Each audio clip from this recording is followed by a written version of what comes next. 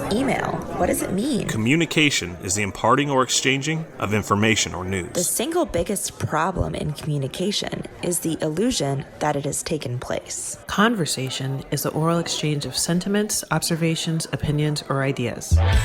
Forbes Books Radio presents The Conversation with Clinton M. Padgett. Welcome back to part two of my conversation with Tim Clark, founder and CEO of LeaderFactor and author of The 4 Stages of Psychological Safety. We resume our conversation with a discussion about vulnerability. So let's talk about vulnerability for a second, because I think that if you're of a certain age or, I know when I was raised in the 60s and 70s as a male, vulnerable was not something we were taught necessarily.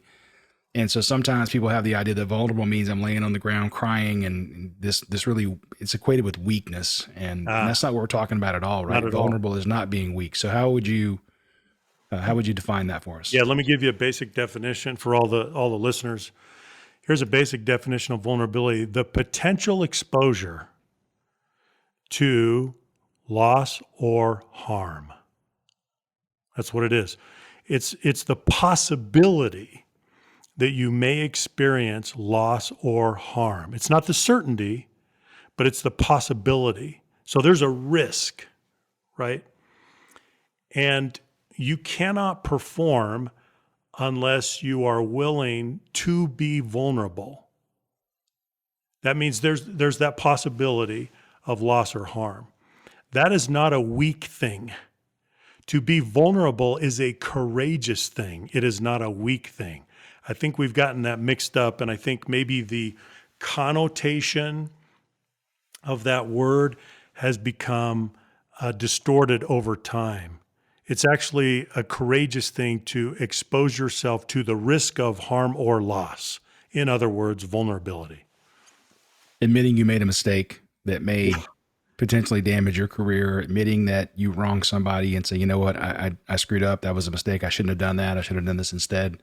Yeah. Those are acts of vulnerability where you're opening yourself up saying, hey, I'm not perfect. I made a mistake and I'd like to move on. That's right. That's exactly right. Now, earlier we were kind of talking about people yell at each other and they don't really offer respect for the other side. And at one point you describe a Ruth Bader Ginsburg, Antonin Scalia kind of relationship you had with one of your professors. What was that like? And is that an example of which stage of psychological safety? Well, I think it's a profoundly deep expression of stage 1 inclusion safety, because what it says is that you are willing to have a relationship with, and not only a relationship, but protect the dignity of someone that has different bumper stickers than you do, that may have a different political persuasion, a different ideology, different leanings, different philosophy. And in spite of those differences, you can create a wonderful relationship with that person and protect that person's dignity and respect that person and appreciate that person. This is so important. If we can't do this, then what are we going to do? File off based on natural affinity groups? And that's all we're going to do? How in the world are we ever going to strengthen the fabric of society if we can't do that? We need to be able to appreciate and protect each other's differences, really appreciate those. So I learned this, Clint, and you may recall from the book, I give the example of living with a Navajo when I was a child in southern Colorado, because my father was a teacher among the Navajo. It was the cultural differences, the differences in values, customs, mores, they were dramatic. But the Navajo, they included us, they welcomed us into their society. They gave us inclusion safety, and it was real and it was sustained, and the differences didn't go away. That's the whole point of inclusion safety. Inclusion safety does not seek to remove or erase the differences. It actually seeks to appreciate and protect those differences. The process of trying to remove the differences is called deracination, and it never works. Right. It never works. So I don't know why we can't learn this lesson.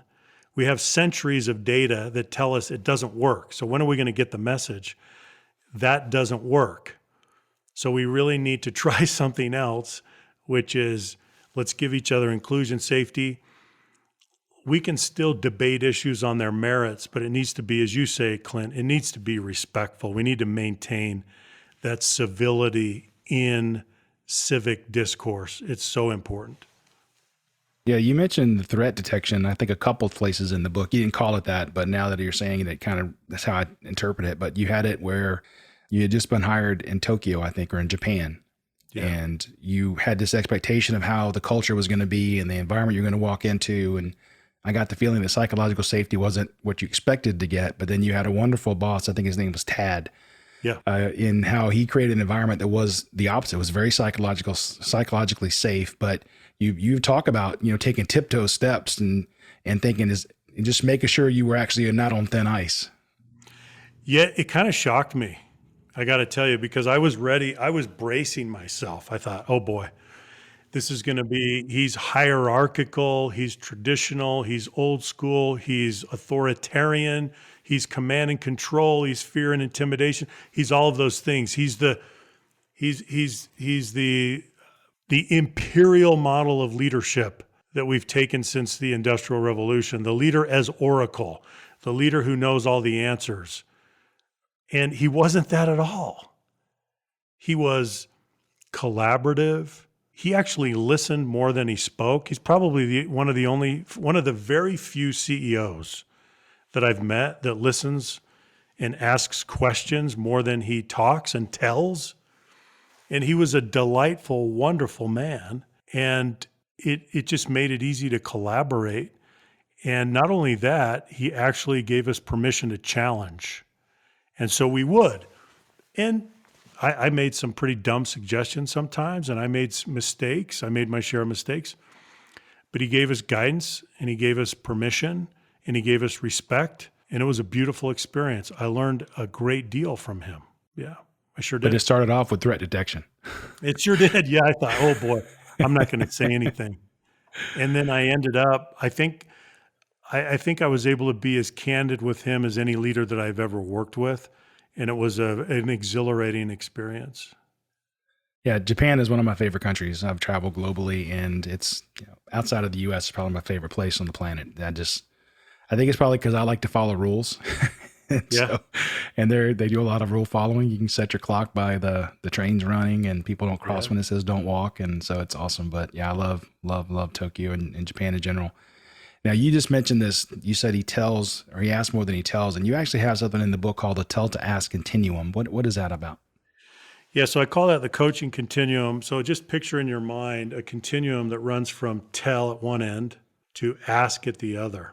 And so that's the coaching continuum. So we can tell people, we can also ask people. Now, certainly good leaders, they use the entire coaching continuum. The point is that we need to understand when to use which part of the continuum. And hopefully, overall, the pattern is that we're shifting to the ask end. Because the tell end is really the end of the coaching continuum that we have been deeply socialized in. I mean, I grew up in locker rooms as an athlete, and I think about all of the coaches that I worked with and how I was deeply socialized into this American tradition of coaching that was a tell model. I was constantly being told. They didn't ask you what play to run? No. They never asked for my opinion, Clint. Isn't that interesting? Right. Now, of course, I was a player, but I want you to think about the effect of this. This actually is a decelerator to the development of an athlete. It's the same with a student. It's the same with a working professional. When you're on the receiving end of tell all the time, that didactic experience, it turns your brain off. You don't learn critical thinking skills the way that you could or should because you're used to being told. So they tell you and then they dispatch you. That shuts people down. It becomes noise after a while. You're not engaging. all of your intellectual horsepower, you're just not doing it. And so that traditional tell model has some massive liabilities associated with it. What I notice in the best leaders that I work with is that they gradually move toward the ask end. They learn leadership. They learn that they are asking more than telling. They learn how to lead based on an inquiry model, based on questions rather than answers. And they keep shifting a little bit more and a little bit more over time to that ask end. And they're able to draw people out, engage people, challenge people, and they become incredibly effective in using that end of the coaching continuum. And then do they use the tail end? Yeah, sometimes. Right. But they try to use it by exception. That's what they try to do. Got it. They really try to stretch their people. Yeah, I think maybe I took that too far to the extreme, because I know a while back, some of my employees got together and bought me, those yellow wristbands people wear for especially athletes. Yeah. And they had WWCA on it, which stood for What Will Clint Ask? Because they knew if they were going to come to me for anything, I was going to have 100 questions. So they knew they had to be prepared. Well, you know what? That's a real credit to you. That's a real credit to you. That's fantastic. I'm not sure they felt that way, but I appreciate that. You tell the story of Craig Smith to illustrate the impact of learner safety. And of course, I was drawn to Craig because, like me, he's an electrical engineer. Can you relate Craig's story and for the listeners and how powerful it was? Sure. So Craig Smith is a trained electrical engineer that made a career change, and he went into high school teaching to become a calculus teacher. And I studied him as a case study for the book. I did classroom observations. I interviewed him several times, and I interviewed some of his students. And what he did in his classroom was remarkable. He would create a norm in which he was able to detach fear from mistakes and failure. Normally, fear is part of we have fear when we're learning. There's natural, we bring inhibition and we bring fear and we bring anxiety to the learning process. To some extent, that's natural for all of us. But what he was able to do was to drain his classroom of fear and detach that fear from mistakes and failure. So he established a different kind of norm in which students would jump into learning, and they would be eager, and they would lose the natural fear associated with making mistakes. They would simply jump in because they knew that vulnerability would not be punished. It would always be rewarded. And so when that's reinforced again and again and again, you finally say, oh, well, there's no risk in giving it a try, in jumping in and trying. And even if I fail or make a mistake, it's not a big deal. I'm going to try again. So what Craig would say over and over again to the students, to his students, was that mistakes are not the exception. They are the expectation. So please, let's get in there. Let's make mistakes. Let's learn as we go. It was an extraordinary experience for me to see and witness that this is possible, that you can establish this kind of norm in a social unit. And it's incredible what people, how they will respond to that. They will adopt that norm and they will really go for it. Yeah, I don't have the numbers I've written down or memorized, but basically the numbers of the people that when he started teaching that took calculus until kind of, I guess, post case, if you will, was astronomically different. And not only took it, but actually passed it, not only within that school, but in the district. And as you pointed out in the book, he wasn't teaching calculus any differently than anybody else. It was just the environment that he used to teach it in that was so much better, so much more powerful. I think so. I think from a teaching standpoint, he was teaching it in using pretty similar methods, but the big differentiator was the culture that he created with astonishingly high psychological safety, and the students would respond to that. Yeah. Plus, he's an electrical engineer, so it just goes without saying that he was going to be better at it. There you go. Now, when I'm teaching classes, I've always wondered, when I ask a question and a student in the class responds with the incorrect answer, I've always wondered, how do I let that person down? I want to reward them for taking the chance and being brave enough to give an answer. Yeah. I don't want to dissuade them from answering the next question, but I also can't just say, well, okay, that's right, when it's not. Yeah, I think that goes back to what is it that you reward? You reward the effort, not the answer. The answer may be incorrect, but you're rewarding the effort, not the answer. And again, you're going to be explicit with the students and tell them that that is what you are going to do. Because in the long run, it's the consistent effort that gets you where you want to go. You're going to make a lot of mistakes along the way. You're going to get a lot of wrong answers along the way. That's fine. So that's what I say is be very clear about the way that you are going to respond to the students. I am going to reinforce and I'm going to reward your effort.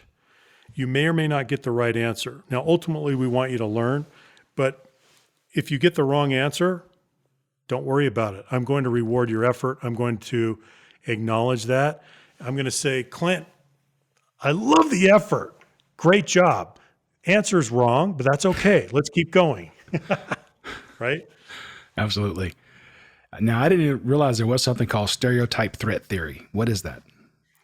Stereotype threat theory is a body of theory that says that if you feel that you are the object of a negative stereotype, you will begin to behave in the way that that negative stereotype portrays.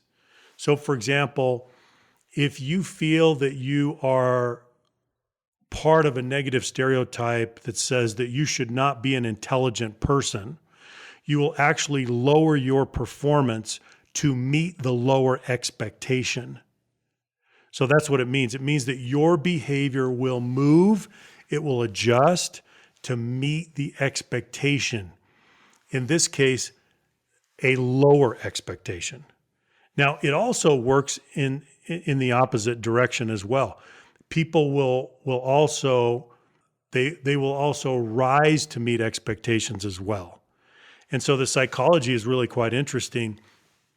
People often tend to modify their behavior and their performance to meet expectations, whether they are higher or whether they are lower than the current level of performance. But it's sad and tragic when people lower their performance to meet an expectation that says, oh, you should be performing down here, not up here. That's really sad. You know, one of the things that I think is people are trying to get familiar with this concept and really dig into a little bit more. You say something that I wrote down is powerful. You say, you learn inclusion when you practice inclusion. Behave until you believe. So can you talk about that? Sure. So let's think about how a lot of organizations come at this. They're trying to create deeply inclusive environments. What's the traditional approach? The traditional approach for many organizations is to begin with awareness, understanding. So let's increase awareness and understanding. And then the operating assumption is that if we increase the awareness and understanding of differences, then people will begin to appreciate those differences, and then they will start to believe differently. They'll cross a threshold of conviction. They'll start to believe differently, and then ultimately they will begin to behave differently. They will act differently. They will be more inclusive of diverse persons. Well, here's what we have found. That approach is not wrong. It's not flawed. It's just insufficient. If that's what you're doing, if you're just trying to elevate awareness and understanding, and you're waiting for people's hearts to change so that they can cross this threshold of conviction, believe differently, and then behave differently, chances are you're going to be waiting a long time. And so the approach that I advocate is, okay, go ahead and work on increasing awareness and understanding. That's good. It's not wrong. Keep doing it. Keep doing it. But at the same time, jump into behavior at the same time. Why? Because when you behave, it often and normally it generates confirming evidence that the behavior is correct, that it works. So you're having an immersive experiential event. You're having this immersive experience, and you're generating your own evidence by your own actions that what you're doing works. Let me give you an example. I worked with an executive that could not shut up. And this executive would go into meetings and commandeer the meeting, take over, suck all of the oxygen out of the room. And then after he would finish up with all of his bluster and bravado, he would say, hey, so tell me what your feedback is. Tell me what your opinions are. I'd love to get your input. Well, nobody's going to say anything. So no one would say anything because he dominated. Okay, so then I remember sitting down with this executive and I said, okay, so we're going to jump into behavior. Are you ready? And he said, okay, yeah, I'm ready to give it a try. I said, okay, great. So when you go into the next meeting, you're going to weigh in last. And by the way, so for all of your listeners, Clint, we have the behavioral guide that goes with the book, which is a free resource. This is actually one of the behaviors that is included in the behavioral guide, weigh in last. So I said, so you're going to weigh in last. Do you understand? Do you understand what that means? He said, yeah, I got it. So everybody else is going to engage in the dialogue and the discussion, and then I'm going to go last. You got that? Yeah, I got that. Okay.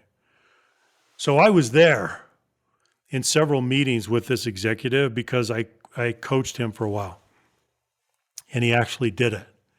And he was he was very frustrated because I mean, you could see him. He was like, he wanted to bust out of his chair. He was going crazy for a while. He could barely contain himself, but he was doing it. He was not weighing in. And then he weighed in last. Well, it took a while, right? You can't just shift the norm immediately. Right. Your people are going to look at you like, what are you doing? This is very strange. We're not This is used a to trap. You're going to wait for me to give my opinion and say it's wrong. Yeah, what's going on? But it took time. But gradually, he established a new norm. It was shifting. Gradually, he was shifting this norm as he would weigh in last. During this experience, he was generating confirming evidence that his behavior was creating a better result. That's so powerful. So all I'm saying is that it's not enough to increase your understanding and awareness. I could have sat down and told this executive forever, look, you can't take over your meeting. You can't take over your meeting. You got to stop taking over your meeting. Not going to do it. Until I gave him a concrete behavior that he could implement. Right. And then keep practicing. Now we could get somewhere. So that's what we mean. Behave until you believe based on the confirming evidence that your behavior is generating. Got it. You know, that story actually brings up something. It's a bit off topic, but I tell people all the time that when we do go back to the office and you do have other of your teammates that are working remotely, you know what happens in the old days is all those people in the room dominate the conversation. And then at the very end of the call, oh, by the way, Bob, what do you think? Who's on the call, right? And now all the good answers have already been given. All the good ideas have been given. So they don't feel like they're included. They don't feel like they matter. And so it's probably a good idea to sometimes have the people in the room go last and have the people on the phone give their opinions and their thoughts first. So they do feel included. Never thought about that as psychological safety, but I guess it is a small piece of it. I think so. But we even have to take it a step further, Clint, because what you'll find is that you have to study the dispositions and the personalities and the temperaments of your people, because some of the people on your team may be public learners. They learn out loud. They learn when they verbalize. They learn when they're in conversation. And then you'll have other members of your team that are private learners. Right. They like to ponder and reflect in isolation, at least for a while. They want to have an incubation period before they then engage and start talking through an issue. You need to know that so that you can accommodate that. Sure. So how could you accommodate that? Well, one way that you could accommodate that is that in advance of a meeting, you would send out an agenda and you would say, look, we're going to talk about this and this and this. And I want to give you some time to think about it in advance so that you can come to the meeting with some thoughts so that we can engage. So I think that's important too. There are things that you can do to enhance the experience for everybody. No, that's great feedback. Another key concept you mentioned relating to learner safety is a leader's response to dissent and bad news. And I like to call it shooting the messenger. And I've certainly seen many cases where the manager of a project, let's say, will create an environment where not only is the truth not acceptable, it's unwelcomed, right? And so if people raise their hand to give bad news, they shoot the messenger. And we need to create an environment that's quite the opposite of that, right? I mean, nobody wants bad news, but you have to be willing to accept it. And the truth of the matter is, the earlier you can find out about the bad news, the more time you have to respond to it. Yeah. So one of the things that I tell leaders is that the early truth is kind. The late truth is unkind. Good. Yeah. A very, very important principle. If someone is bringing you the truth early, they are giving, this is a great gift. They're being kind, and they're also giving you the clinical material that you're going to need to solve the problem. If you can't accommodate that emotionally and you react to that dissent or bad news, that sends a very powerful signal to the team that that's not accommodated. So then where does that go? If you don't accommodate it, where does it go? Does it disappear? No, it never disappears. It goes somewhere. So where does it go? It goes underground. Yep. People hide the truth until it has to come out. So they hide mistakes. They hide bad news. They bury it. Well, do those problems just go away? No, they're compounded. Who are we kidding? Yeah, the compounding effect comes into play. The problem over time gets bigger, more complicated, more costly. So we can see how important it is for a leader to be able to accommodate bad news and dissent. It's vital for performance. If we want to perpetuate some, this sense of unreality, that's not going to help anybody. Right. But it's vitally important that we're able to do that. Yeah, I saw that early in my career. I got that experience where we were in a session, and on one of the breaks, one of the people in the planning session walked out, and we're talking, getting coffee, and he says, that they've only given me 3 days for my task. He says, I know for a fact it's going to take me 30, but they're only giving me 3. And I said, we should go back in and tell them you need 27 more days. He goes, no. He says, I worked with this guy in the past. He says, and I know for a fact, if I tell him today that I need 30 instead of 3, he's going to make my life a living hell for the next 6 months until that task finally happens. He says, I'm going to save myself 6 months of grief. I'm not going to say a single word. And then when my task starts, I will announce I need 30 days. He says, that way I get beat up less. And I remember walking away thinking there are 2 people at fault here. First of all, this person should own up. And even if he has to take a beating he doesn't deserve. But the manager has created the situation where nobody's going to win because this person is avoiding the conflict of the 30 versus 3. And yet on the other hand, the project's going to fail. Yeah. Well, the manager's living in a state of unreality, right? We're not acknowledging the reality of what the project requires. Right. And so all we're really doing is we're creating unintended consequences and we're pushing them downstream and we're going to pay a price. So we pay now or we pay later. If you pay later, it's going to be a bigger price. Exactly. Because now we have a bunch of unintended consequences because we wanted to tell ourselves soothing stories about the fact that, yes, we can do this in 3 days instead of 30. What are we smoking? Yeah, exactly. Right? Yeah. Now, you also say in the book that contributor safety is the full activation of the social contract, which I love how you said that. What does that mean? That means that we are activating you as a human being to do your very best. We're giving you as much autonomy as you can handle without making it dangerous, without putting you in a predicament where there's a high likelihood that you can fail.